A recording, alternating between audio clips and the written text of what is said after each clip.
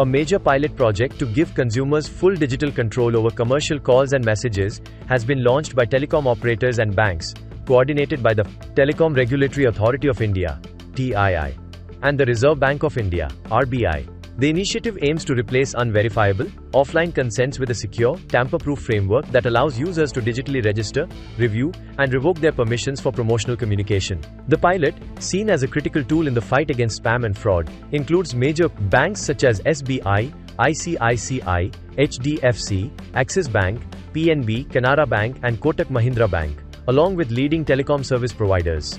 4 dedicated working groups have been set up to manage technical operations, implementation, and public awareness.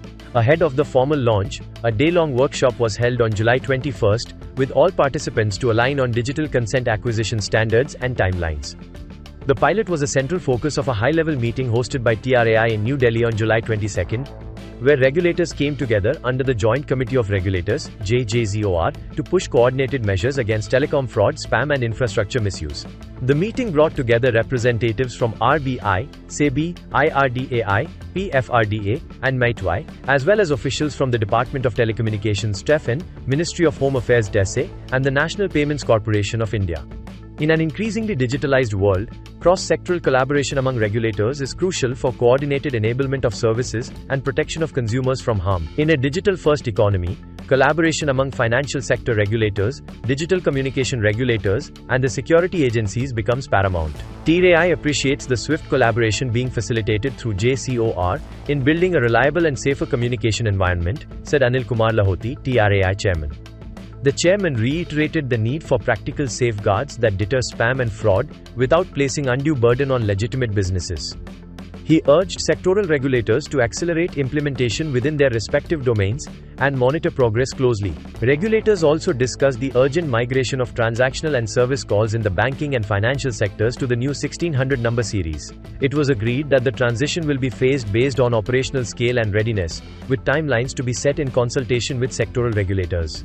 The committee further explored integrating cyber fraud and spam data systems, operated by the Indian Cybercrime Coordination Center (I4C), DOT's digital intelligence platform, and access providers' blockchain-based DLT platforms. This will allow real-time sharing of information and enable swift action, such as the disconnection of telecom resources being used for fraud.